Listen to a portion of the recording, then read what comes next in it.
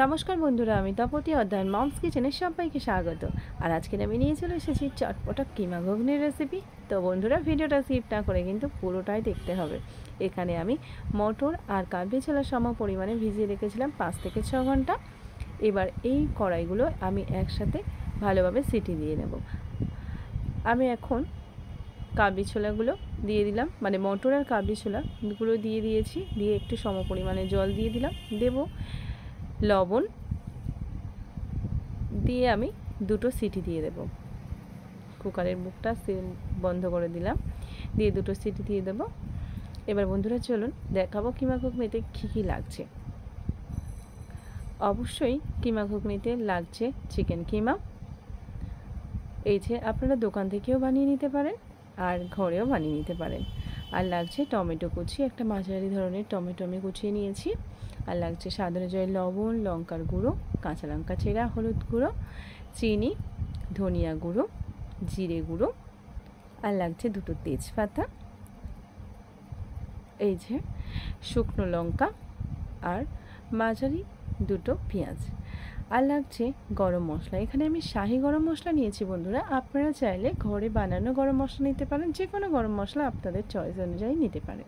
কড়াই বসিয়ে দিয়েছি, কড়াই দিয়ে দিলাম সর্ষের তেল, বেশ গরম হয়ে গেছে। এবার দিয়ে দেবো শুকনো লঙ্কা চিড়ে আর দুটো তেজপাতা। বেশ ভাজা ভাজা হয়ে যেতে দিতে হবে পেঁয়াজ কুচি। সামান্য একটু লবণ দিয়ে বেশ পেঁয়াজটা লাল লাল করে ভেজে নেব। এই যে ভাজা হয়ে গেছে, গ্যাসের ফ্লেমটা একদম লো আঁচে রেখে টমেটোগুলো দিয়ে দিলাম। টমেটোগুলো বেশ নরম হয়ে গেলে দিতে হবে রসুন বাটা। আর রসুন বাটাটা কিন্তু ভালোভাবে ভাজতে হবে। একটা সুন্দর যখন স্মেল আসবে রসুন ভাজার সেন্ট, তখন দিয়ে দিতে হবে ধনিয়ার গুঁড়ো, 1 চামচ পরিমাণে জিরের গুঁড়ো, লঙ্কা গুঁড়ো, হলুদ গুঁড়ো, আর দিয়ে দিচ্ছি আদা বাটা। দিয়ে বেশ ভালোভাবে কষিয়ে নিতে হবে। এখানে আপনারা রেড চিলি পাউডার কিন্তু অ্যাড করতে পারেন, যদি কালারফুল করতে চান তাহলে অবশ্যই করতে পারেন। তো চলুন একটু সামান্য জল দিয়ে মশলাটা একদম পারফেক্টভাবে কষিয়ে নেব। এবার দিয়ে দেব কিমা। ভালোভাবে কিমাটা দিয়ে ভালোভাবে কষিয়ে নিতে হবে। সামান্য লবণ দিয়ে দিলাম, যেহেতু কিমাতে লবণ আলাদাভাবে দেওয়া নেই। এবার এটাকে কষিয়ে ঢাকা দিয়ে মিনিট 2 মতো ভালোভাবে কষিয়ে নেব। এবার দিয়ে দেবো কয়েকটা কাঁচা লঙ্কা চেরা, আর লঙ্কাটা অবশ্যই আপনাদের স্বাদ অনুযায়ী দেবেন। তেজপাতা দুটো ফেলে দিলাম। এবার ওই যে সিদ্ধ করে রাখা মটর আর কাবলি ছোলা ভালোভাবে জল ছেঁকে দিয়ে দেব। দিয়ে ভালোভাবে মিডিয়াম আঁচে রেখে বেশ খানিকক্ষণ কষিয়ে নেব। একদম সোজা না বন্ধুরা। তো কেমন লাগছে অবশ্যই কমেন্টে জানাবেন। আর কে কোথা থেকে দেখছেন কিন্তু অবশ্যই কমেন্টে জানাবেন। আর জলটা আমি দিয়ে দিলাম একটু উষ্ণ গরম জল দিয়ে দিলাম। বেশ ফুটে উঠলে দিয়ে দেবো 1 চামচ মতো শাহি গরম মশলা। দিয়ে আমি আরও কিছুক্ষণ ফুটিয়ে নেব। 2 থেকে 3 মিনিট মিডিয়াম আছে ফুটিয়ে নেব। আর যারা গরম মশলার গন্ধটা খুব একটা নিতে পারেন না, তারা কিন্তু একটু আগে থেকেই দেবেন আমার মতো।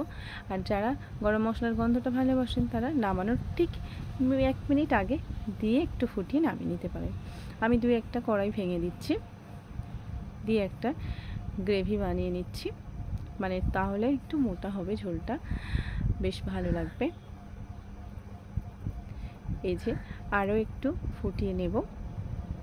আর বন্ধুরা, আপনারা মানে আমি স্কিপ করে গেছি ওই চিনিটা দেওয়া, আপনারা অবশ্যই চিনিটা দিয়ে দেবেন। আমি দিয়েছিলাম কিন্তু ভিডিওটা তখন অন করা হয়নি। সামান্য চিনি দিয়ে স্বাদটা একটু বাড়িয়ে নেবেন। এবার বন্ধুরা একদম রেডি হয়ে গেছে আমার। এবার নামিয়ে সার্ভ করে দেখব। তো কেমন লাগলো অবশ্যই কমেন্টে জানাবেন। ভালো লাগলে একটা লাইক আর চ্যানেলটা সাবস্ক্রাইব করতে ভুলবেন না। পাশে থাকা বেল আইকনটি কিন্তু অবশ্যই ক্লিক করে রাখবেন, কারণ নতুন কোনো ভিডিও আপলোড দিলে সবার আগে আপনার কাছে নোটিফিকেশান যাবে। তো কেমন হয়েছে বলুন তো বন্ধুরা? জিভে নিশ্চয়ই জল এসে যাচ্ছে। অবশ্যই ঘরে খুব তাড়াতাড়ি বানান আর কমেন্টে জানান কেমন হয়েছে বন্ধুরা। ভালো থাকবেন, সুস্থ থাকবেন, আর পুজো ভালোভাবে কাটাবেন। বাই বাই বন্ধুরা, নমস্কার। আর শেয়ার করতে কিন্তু একদম ভুলবেন না।